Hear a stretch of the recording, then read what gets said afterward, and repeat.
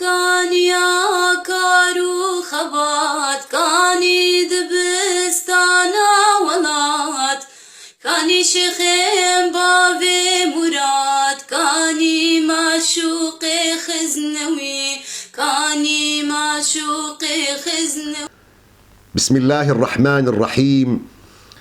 الحمد لله رب العالمين، والصلاة والسلام على سيدنا محمد طه الأمين وعلى آله وأصحابه ومن سار على نهجه إلى يوم الدين.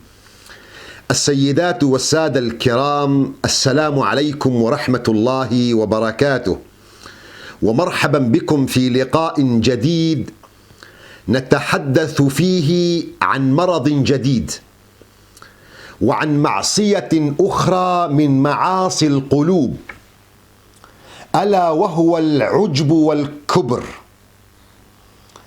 هذا المرض له مرحلتان: مرحلة الشعور النفسي بالاستعلاء على الآخرين وتسمى عجب، ومرحلة التعامل مع الناس على أساس هذا الشعور وتسمى الكبر.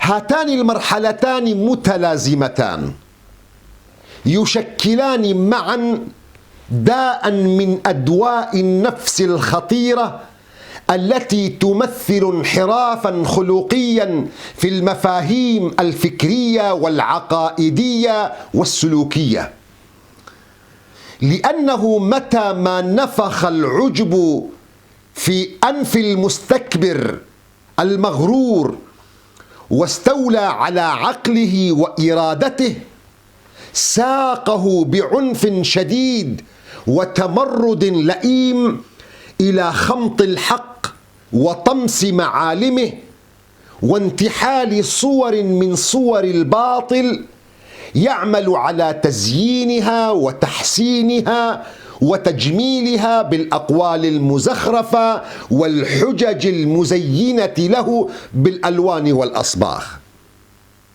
هي أشبه ما تكون بأخشاب ديكورات المسارح، مظاهر خداعة لا حقيقة لها. ولشؤم هذا المرض وخطورته وسرعة تأثيره على المخلوق، كان هو المرض الثاني في وجوده في الكون بعد الحسد، حيث حصل أولا وابتداء حسد من إبليس لآدم عليه السلام، ثم تكبر عليه. وهذا واضح وجلي في البيان الإلهي، إذ قال ربك للملائكة إني خالق بشرا من طين فإذا سويته ونفخت فيه من روحي فقعوا له ساجدين، فسجد الملائكة كلهم أجمعون إلا إبليس استكبر وكان من الكافرين. قال يا إبليس ما منعك أن تسجد لما خلقت بيدي، استكبرت أم كنت من العالين؟ قال أنا خير منه، خلقتني من نار وخلقته من طين. قال فاخرج منها فإنك رجيم وإن عليك لعنتي إلى يوم الدين. المعجب بنفسه والمتكبر على غيره ذو شخصية ضيقة الأفق ضعيفة النظر تجعله أسير نظرته إلى من دونه من خلال نفسه ومؤهلاته على أنها من كسبه. وحينئذ يشعر الإنسان أنه عظيم وكبير، لكنه في الواقع صغير أمام الله وأمام الناس. فإذا شعر المعجب بنفسه أن الناس لا ينظرون إليه بنفس منظاره لنفسه، حاول جبر النقص الذي فيه بعملية انتفاخ وتضخم مزيفين فيتكبر. ولا يزال ينتفخ وينتفخ وينتفخ حتى ينفجر أو يصطدم بما يحطمه. وهذا من سنن الله الإلهية في الكون، والتي عبر عنها النبي صلى الله عليه وسلم بقوله: لا يزال الرجل يذهب بنفسه حتى يكتب في الجبارين فيصيبه ما أصابهم. أي لا يزال الرجل يذهب بنفسه مستكبرا منتفخا متعاليا على خلق الله، متعاظما بنفسه حتى يرى أنه فوق الناس كلهم في خصائصه الفكرية، في خصائصه الجسدية، في عرقه، في أتباعه وأولاده، في أقواله وأخباره، في مكانته بين قومه ومجتمعه. يظل يتعالى بنفسه حتى يطغى ويكون جبارا من الجبارين، ثم يكون جزاؤه البعد عن الجنة، كما في الحديث الصحيح عندما يقول النبي صلى الله عليه وسلم: لا يدخل الجنة من كان في قلبه مثقال لا يدخل الجنة من كان في قلبه مثقال ذرة من كبر، لأن الكبرياء لا يليق إلا بالله عز وجل. الكبرياء في صفات الله مدح، لكنها في صفاتنا نحن المخلوقين ذم. فلا كبرياء إلا لله عز وجل، فهو المتفرد بالعظمة والجلال والكمال والعزة والكبرياء. هو الله الذي لا إله إلا هو، عالم الغيب والشهادة، هو الرحمن الرحيم. هو الله الذي لا إله إلا هو، الملك القدوس السلام المؤمن المهيمن العزيز الجبار المتكبر، سبحان الله عما يشركون. هو الله الخالق البارئ المصور، له الأسماء الحسنى، يسبح له ما في السماوات والأرض، وهو العزيز الحكيم. فإذا رأيت إنسانا متكبرا فاعلم أنه ينتحل صفة لا تليق بضعفه ولا تليق بعجزه وذله وهوانه. لذلك يقول النبي صلى الله عليه وسلم: قال الله في الحديث القدسي: الكبرياء ردائي والعظمة إزاري، فمن نازعني واحدا منهما قذفته في النار. الإمام القرطبي رحمه الله في تفسيره يروي عن الإمام الحسن البصري أنه كان يستغرب ممن يتكبر على خلق الله، فيقول: عجبا لابن آدم كيف يتكبر وقد خرج من مخرج البول مرتين. عجبا لابن آدم كيف يتكبر وقد خرج من مخرج البول مرتين، يوم أن قذفه أباه في رحم أمه، ويوم أن قذفه الله بقدرته من رحم أمه إلى الدنيا الواسعة. المؤمن ليس هو ذاك الرجل الذي يتكبر.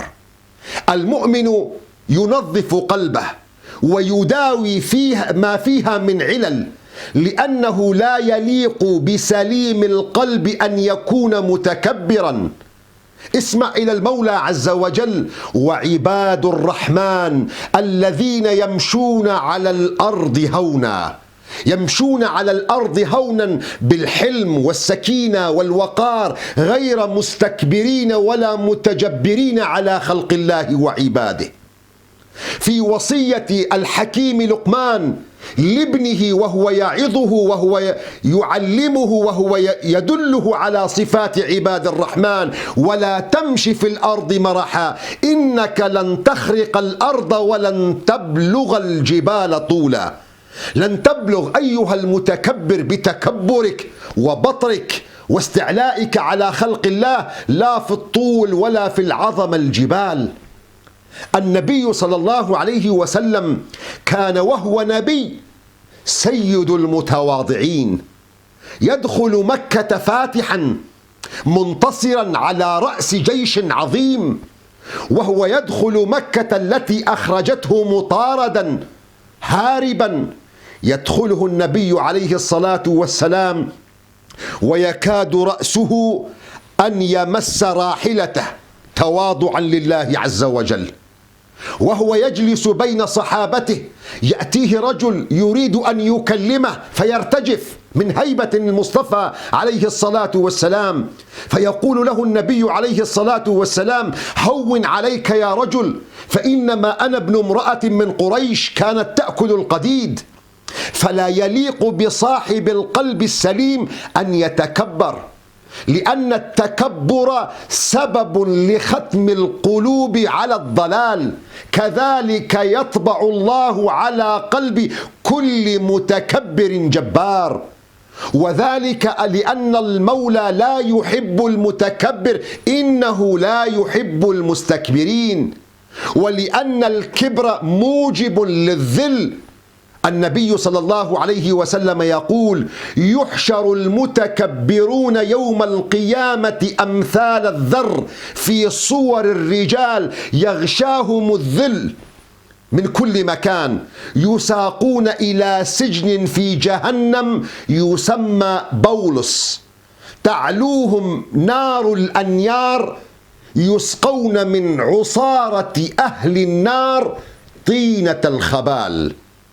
يحشر المتكبرون يوم القيامة على أمثال الذر، أي في الصغر والحقارة، والذر هو النمل الأحمر الصغير، في صور الرجال أي في جهة وجوههم أو من حيث هيئتهم من انتصاب القامة، لكنهم مثل ذاك النمل في الذل، يغشاهم الذل من كل مكان، يساقون إلى سجن يسمى بولس، تقرأ بفتح الباء وفتح اللام بولس، وتقرأ بضم الباء وفتح اللام بولس، وهو سجن في جهنم. فعلامة التكبر أيها الإنسان، لما الاستعلاء على خلق الله عز وجل وكلنا عبيده، وكلنا قد خرجنا من مخرج البول مرتين. قالوا تكبر، قلت أفتوني لماذا التكبر؟ قالوا قوي، قلت قوته لدى بغل تصغر. قالوا وجيه، قلت فرعون المؤله منه أجدر. قالوا غني، قلت أغنى منه قارون المدمر. قالوا جميل، قلت أجمل منه مومسة وأنضر. قالوا عليم، قلت أعلم منه إبليس وأشهر. أسأل الله عز وجل أن يطهر قلوبنا من الكبر، من العجب، من الحقد، من الحسد، من النفاق، وهو القادر على ذلك. وإلى غد، السلام عليكم ورحمة الله وبركاته.